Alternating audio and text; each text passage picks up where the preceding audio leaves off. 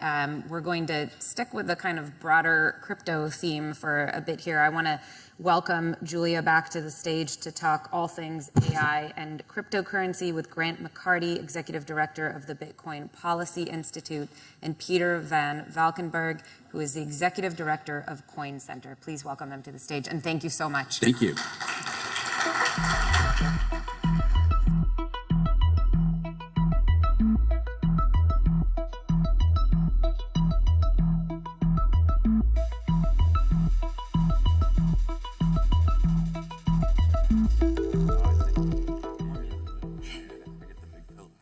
Either works.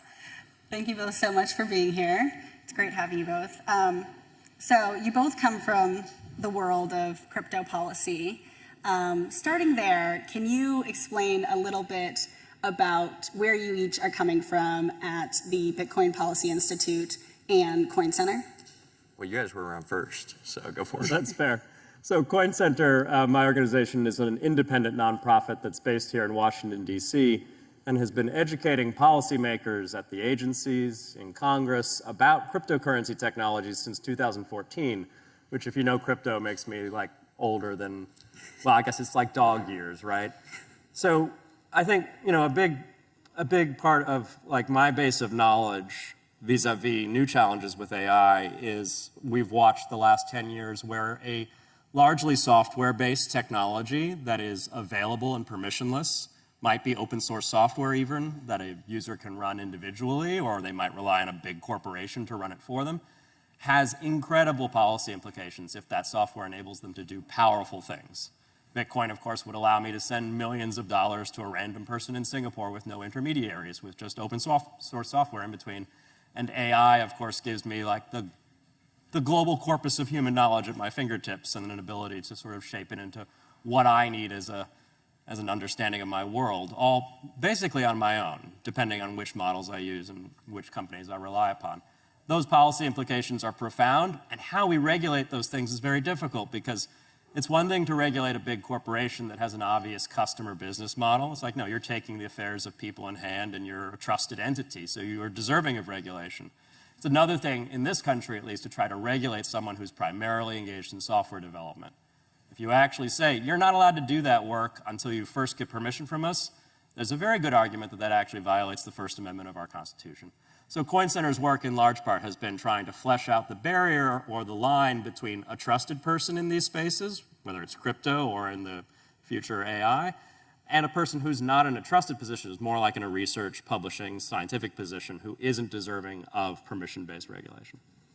We started the Bitcoin Policy Institute about half a decade ago, and we really wanted to bring more academic, epistemic credibility to the Bitcoin and crypto policy conversation.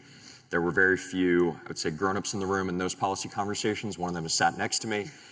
So we established a cohort of a few dozen academic fellows, economists, PhDs in environmental science, philosophy, and we supported research at the intersection of Bitcoin and a number of different US policy interests. And so ultimately what we're trying to do is help America navigate the rise of Bitcoin. This is one of the largest assets in the entire world. It is less than 20 years old, and for the first 12 to 15 years of its existence, the country was pushing back against it and thought that there was an off switch. We really wanted to shift that framing and go, this is going to be here whether we like it or not. Now let's figure out what are the policy solutions that are going to allow America to benefit. So crypto and AI, they're two different technologies, they're two different worlds, but they're often lumped together. I mean, you know, President Trump, he named David Sachs as his AI and crypto czar for the White House. What do you both see as sort of the convergence of crypto and AI? How are they similar? And, you know, how can they maybe build on each other? Well, I think the first thing to note, and it was discussed widely in the last interview with Mr. Thiel, I think, you know, it's very evident that these are both technologies that rely on large-scale compute.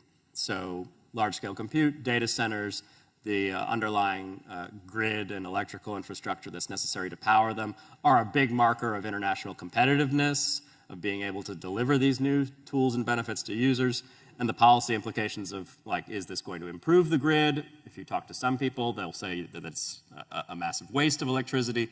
This is like an obvious first area where we see a lot of common policy concerns, if you will, between crypto and AI. I'll briefly mention two others that I keep in mind. I prefaced one earlier in my remarks. I think there's going to be very difficult questions about how we regulate people who are primarily engaged in software development when that software is doing things that regulators are afraid that, or worried that they don't want people using that software to do those things, right? When the AI is helping you do things that maybe the government doesn't want you to do. When Bitcoin allows you to do things that maybe the government doesn't want you to do. And then the third thing is, and this one's very interesting to me, if AI agents are going to have the ability to sort of take control of and manipulate financial assets, crypto is sort of ready-baked for that. If it's money through a trusted institution, it's going to have to be a bank through a policy and some sort of compliance function to allow AI to manipulate those financial assets. And I think the speed at which compliance professionals become comfortable with AI moving around their assets is going to be much slower than the direct control over crypto financial assets that an AI could have. Because a crypto asset is really just control over some sort of finite data, a private key or something like that. And you can actually today truly give an AI agent control over funds on the blockchain, and they can just start doing things with it. That has some scary implications, but I think this is a good example of why permissionless blockchain technology like Bitcoin is sort of going to be the vanguard of the future of finance no matter what, whether we like it or not, because there aren't the old red tape barriers that we sort of inevitably have with traditional financial institutions. Yeah, that's a massive one. If we really buy into the fact that AI is going to lead to all of these productivity gains, then I do think you have to go down that line of thinking, which is we're going to have millions, if not significantly more, of AI agents, working online nearly instantaneously at any given time around the world. They're going to need a medium of exchange that is likely going to be a combination of Bitcoin, stablecoins, a few other things that allow them to do smart contracts, things of that nature. If you want my honest take about the intersection of crypto and AI, it's that, so we've been facing questions for years about, is crypto a bubble? Is crypto a bubble? I like to caveat, we're the Bitcoin Policy Institute for a reason, right? Bitcoin is the oldest cryptocurrency, the original. It is shown an ability to be resilient, to bounce back. Its value is grounded in the energy that Mr. Thiel in the previous panel spoke about. It is fully and truly decentralized. There are all of these notions about Bitcoin that make it unique and make it valuable, and that's why it's one of the largest assets in the world, and tens of millions of people use it every day around the world. Tens of thousands of other cryptos, scams, rug pulls have lost a significant amount of their value. Over time, I think things that don't have value get washed out by the market. And so really where I see AI right now in terms of the market is like, you put AI in your pitch deck and you're getting $10 million in seed funding tomorrow. I have some friends who have done this exact thing, and I'm happy for them. And then on the flip side, their company's not going to exist in 5 years. And a lot of people are willing to make that bet that either AI will get better or catch up in time for the notion of their business to actually become real. I'm personally betting that you can kind of look at the .com bubble and go, hey, when that bubble popped, it didn't mean that the internet wasn't valuable. It meant that 98% of the companies built at that time ultimately were not valuable 20 years later. But the particles that were left from that bubble popping, there was a ton of value there. I think crypto, you see the same thing. There have been bubbles that have been popped and things have lost a ton of their value, and then Bitcoin has roared back. Stable coins have roared back. The things that have value are resilient and show that over time. I think you're going to see very similar things in AI right now, because, no offense to anybody in this audience, but a ChatGPT wrapper that is just a slower, worse version of ChatGPT optimized for a specific industry. I don't know if that's worth the billion-dollar valuations that they're getting right now. I think we are in a hype cycle, just like we've seen with crypto. Continuing on the bubble conversation a little bit more, and then we'll circle back a bit to energy. I think, like you mentioned, crypto, AI, they've both seen these, massive growth in the markets over the past few years. But especially in recent weeks, we've seen these dips in both tech stocks and cryptocurrencies like Bitcoin. It's definitely come down quite a bit. So do you think that those are sustainable and that growth is sustainable? Or do you think that things are bound to pop in both of those cases, crypto and AI? Yeah, my take with Bitcoin has remained the same. Like, this is a novel financial asset and technology with financial utility that the entire world is pricing in real time. And so the volatility that everybody talks about, it makes sense. This thing didn't exist 20 years ago. Nothing like it existed before it was created. So this idea that the price is going to fluctuate, go up and down, it makes sense because the whole world is trying to figure out, is this thing real? Do we really trust this? Is this going to stick around? And you can't replace time. So what we've seen with Bitcoin is over time, the price has gone up, and then it's gone down, and you see all these obituaries, Bitcoin is dead, we told you so. And then a few years later, not only is it back, but it is back 10 times higher in price, but also 10 times more adoption, more people using it. And we've seen that cycle 4 or 5 times at this point over the course of 16 plus years. I think short-term price dips, like at the end of the day, you're still going to be kind of subject to current liquidity in the markets, current sentiment in the markets. I think everybody is scared about the AI bubble that we're talking about. Like, you guys have seen the picture, and if you haven't, you know, it's $100 billion from Microsoft pointing to OpenAI, and then the $100 billion from OpenAI pointing to NVIDIA, and then, you know, it creates this loop. And, you know, The Economist says that's $300 billion worth of GDP, right? And you go, well, it seems like the same $100 billion that's being tossed around. So everybody's trying to figure out, is it 300 billion? And is that going to turn into 3 trillion in actual value? Or did we really misprice these things? You know, is the capex of these data centers, are those horribly mispriced? Nobody really knows right now, and I think that's why you're seeing these massive swings. Anything else you want to add on that? I think the only thing I'd add is, you know, there's always this question of where we are in the hype cycle, right? And, you know, in the old days, it would be difficult for an ordinary retail investor or sort of a smaller fund to get their hands on sort of exotic new technological investments and potentially capitalize on those massive gains that can come from being very early in an entirely new discipline that's highly disruptive, that's taking on legacy industries with a brand new formula, with brand new people investing and supporting it. Like early days, and there are people who bought Bitcoin at like $10. There are people who bought Bitcoin at $100, $400. I kick myself because I was around back then. I'm like, what the hell was I doing? And then there are follow-on projects like Ethereum. Many people know what Ethereum is. It's probably the biggest competitor to Bitcoin, although they also do different things.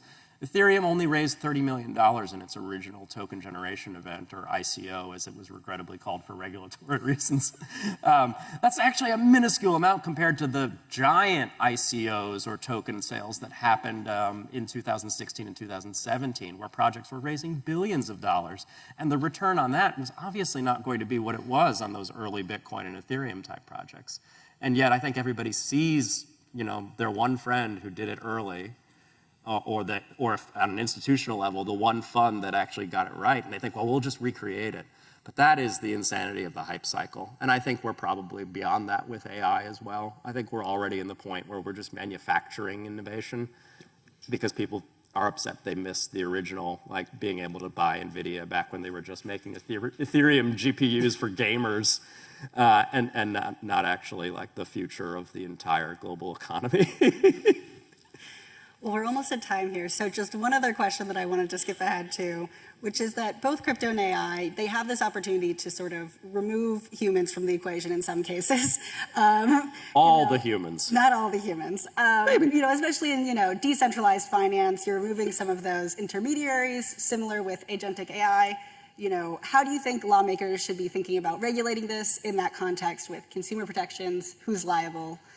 I mean, one thing I think about constantly is like, just because a human is doing it doesn't mean that it's inherently valuable, right? So one of the key innovations of Bitcoin is like, we're getting rid of third parties that in some cases provide value. Some people want their banks, they care about chargebacks, they care about some of these things. And other times you don't want to pay a 3% fee just to send money around the world, oftentimes higher than 3% if you're sending it around the world. So the question is, why are we forcing humans into these equations? My point about AI and the bubble, I think AI is already incredibly valuable. It's going to be incredibly valuable. We have to determine, like, are these legitimate use cases, or to your point, are they solutions in search of a problem, right? Are they technological innovations that aren't actually solving a problem? We've seen that with crypto, and all of the non-useful things get washed out. I think you're going to see the same, you know, with AI, but ultimately, like, how should lawmakers be thinking about it? Don't be scared because humans are going to be removed from some equations. They're going to find other equations where humans are uniquely valuable. There's still a physical world that we're all going to value incredibly well. If you're as scared of the deepfakes as I am, you're going to increasingly value in-face human interaction because you can verify that in a way that you can't on the internet. So humans aren't going away. They're just going to be forced into areas where they're actually providing value. And if they're not, let a robot do it. The only thing I'd add to that, speaking of the deepfake problem, like we are rapidly entering a world where the internet is full of effectively AI slop and garbage. You let your kid look at YouTube for too long, they're going to be recommended some channel that's educational content that no human has ever laid eyes on. And it may be good, it may be not, it's just sort of generic and strange. As this gets worse, and it's going to get worse because the cost of producing that garbage is so cheap and there's a minute amount of revenue from ad revenue and other purposes, we are going to need nannies as we exist virtually. We are going to need them. They're going to need to guard us from the exposure to all the toxic crap out there and help us express ourselves online in electrical communications. Those nannies are either going to be the state, a big corporation, or, and this is actually one of the things that I'm optimistic in crypto, user-based tools that empower them to prove to other humans that, no, this is me talking to you, Grant. This is not one of these crappy avatars pretending to me. And when you respond, you're like, yes, this is Grant, and we've filtered out all the other, this is basic spam prevention. It's just gotten really important and really weird. And if you go back to the beginning of Bitcoin, that was the beginning of Bitcoin. The proof of work algorithm that became the foundation of how we create Bitcoins was originally developed to make every email send a little expensive in computing work so that it would be too expensive to constantly just send garbage spam emails. It was called Hashcash, and it became the SHA-256 mining algorithm that ultimately made Bitcoin succeed. Cryptocurrency and cryptography, the technologies pioneered in our space, is the best answer to the we're going to need nannies in the wild west of the AI internet. Because I don't think the government's fit for purpose there. It's overbearing. In many countries, it'll be totalitarian. And I don't want to just trust Sam Altman to do it either. Okay, we'll leave it there. Thank you both so much for joining us. Thank you. Thanks, everyone.